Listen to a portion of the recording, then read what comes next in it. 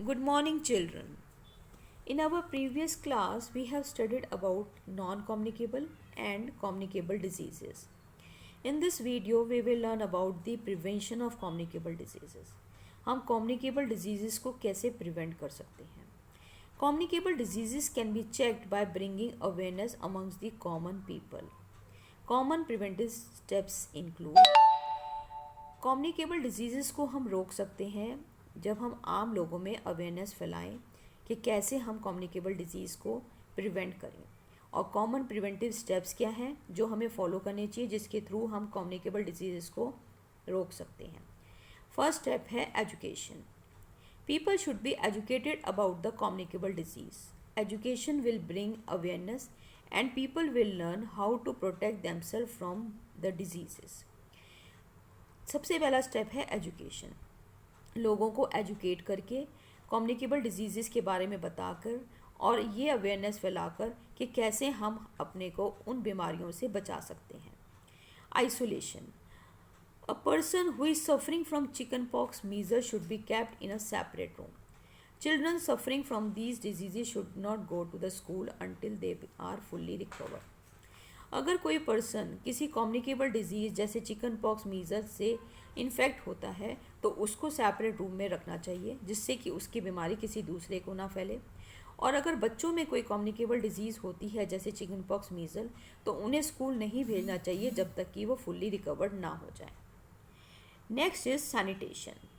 Garbage heaps, open drains, polluted water, food exposed to dust and flies carry lot of germs that causes diseases.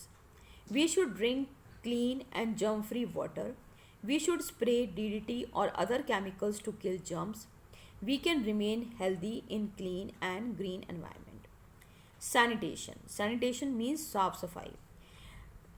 कूड़े के ढेर, खुली नालियाँ, गंदा पानी, खुला हुआ खाना और बहुत सारे जर्म्स कैरी करते हैं जिनसे बीमारियां फैलती हैं।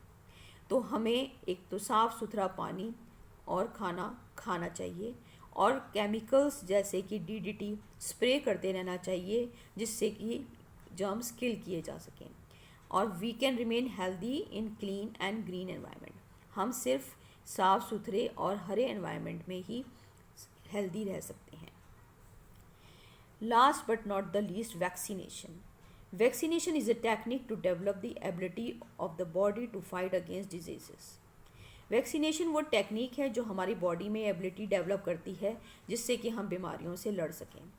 When a vaccine of a particular disease is given to a healthy person, he develops an ability to fight against the germs of the disease.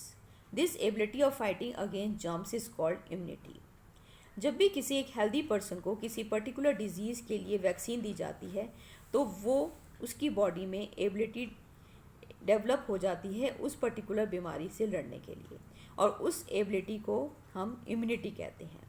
Today vaccines are available against many disease such as polio, mumps, small pox, cholera and measles.